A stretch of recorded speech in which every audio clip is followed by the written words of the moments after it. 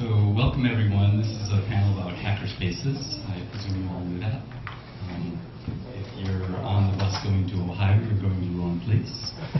So these people here on my right have all started or are part of a hackerspace in the Midwest.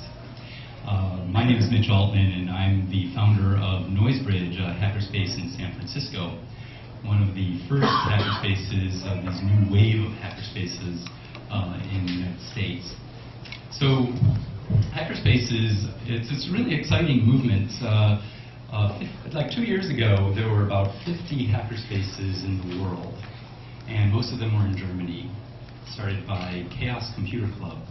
And now, 2 years later, a couple years ago, there were 4 of us at a hacker conference in Germany put on by these Chaos Computer Club people. And there was a presentation on how to start your own hackerspace. Me and these other people, all friends, we went to our own respective towns and just started a hackerspace because we knew we had to do it. And here we are 2 years later with these hackerspaces as examples. There's over 400 hackerspaces around the world existing, forming, most of them in the United States. And a lot of them are right nearby in the Midwest. I was born in Chicago, and it's really exciting for me to see a Maker Faire here, as well as all of these hackerspaces around. And it's really, really new. We don't know where this is leading, but it's not a fad. This has been going on for 2 years, and it's just growing like crazy. So where does this lead? We're setting the groundwork here, all of us who are at the beginning of this movement, and it is a movement, are setting the scene for what's to come. So what's to come is nobody knows. It'll be what all of us make it happen, you know. So it's really cool to be part of this at the beginning. But I'm going to be moderating the panel. I probably won't be saying a whole lot, hopefully. Let people here talk about their spaces and what it's about. Each space is unique, but each space is definitely a hackerspace. What that means, hopefully you'll get an idea by listening to each of the people tell little bits of their stories. So, I don't know, we only have one mic, so does anyone have trouble hearing me out in the back? What? What? Let's just go without a mic then. Does anyone have a horrible voice at the moment? We're cool. So why don't each of you just take a couple minutes to introduce who you are and what your space is called, where you're located, and maybe just a couple minutes about your space. Okay, I'm Dave Menninger. I'm the president at Hive 13 in Cincinnati, Ohio. Let's see, we started about a year ago. We just had our 1-year anniversary, following kind of in the same big wave that followed after NoiseBridge and the others. Let's see, we've got about a 3,500 square foot space. We've got a lot of tools. We've got about somewhere around 15 or 20 paying members, depending on how you count it. And yeah, doing a lot of fun projects. This is a brief overview, I guess. Hack Pittsburgh, hopefully you can guess where we are. So I have a real quick question as I look out. Raise your hand if you are in a hackerspace, because I want to know if we're preaching to the choir here or if we're actually, all right, wonderful. How many people have ever been to a hackerspace? You're a member of one, you better.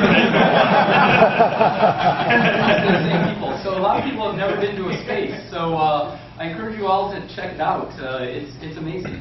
So as you'll see, so on. Sorry. So we started pretty close to a year and a half ago. A couple of us got together and said, we've heard about this, we've heard about NoiseBridge, we've heard about NYC Resistor.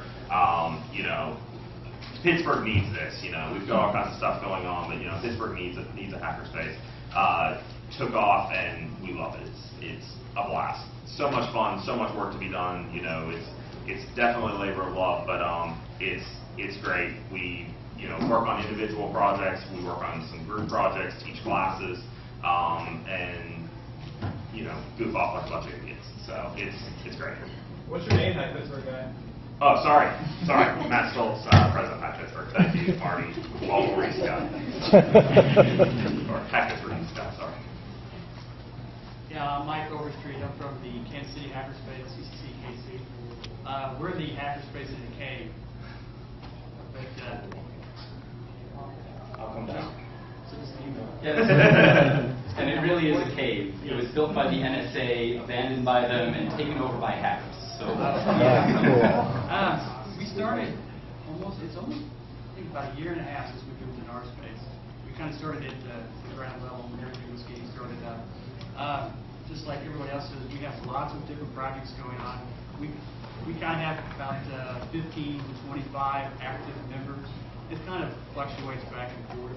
Usually actually doesn't based on, if we have work to do or not. But we kind of changed focus. We were almost all information security when we first started out. All our members are. Now we kind of switched more to makers. We're doing, I would say we have about maybe 8 to 10 maker blocks now in the Kansas City area. And almost all of them come down and hang out at Hackerspace sometime, CCC-KC, sometimes during the week, usually on Thursday. and I'll explain what MakerBot is later if you don't know.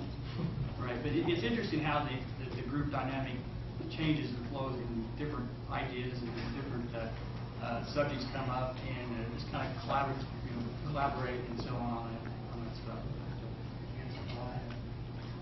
My name is Jeff Sturgis, and I'm actually fortunate to have been part of a hackerspace in New York called NYC Resistor before I moved to Detroit.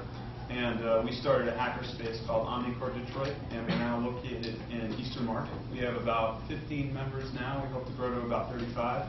We've got a 7,500 square foot space.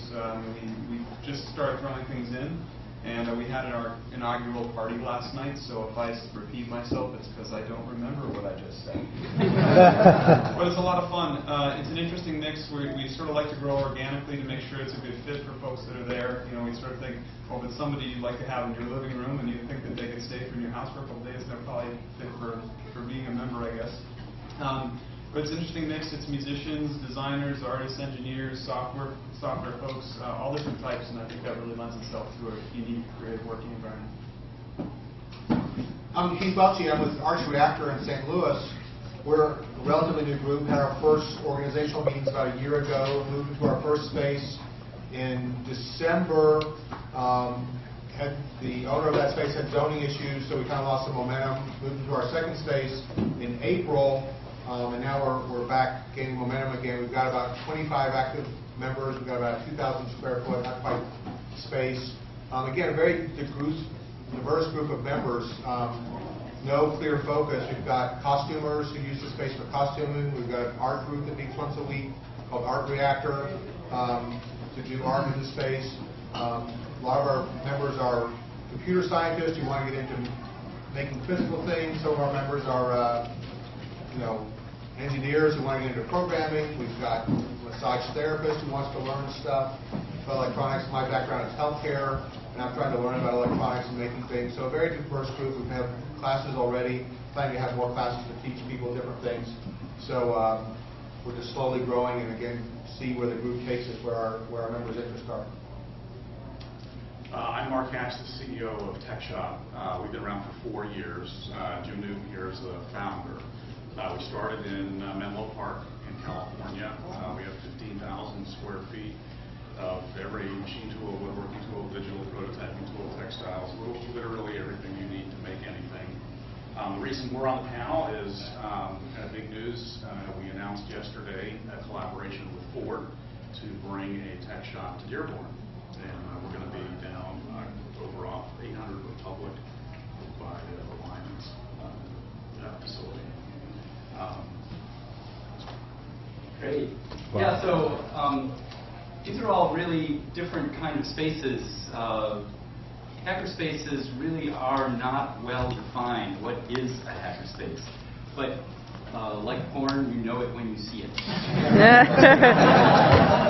So, and like Tech Shop isn't technically a hackerspace. They don't call themselves a hackerspace, but there's a lot of overlap in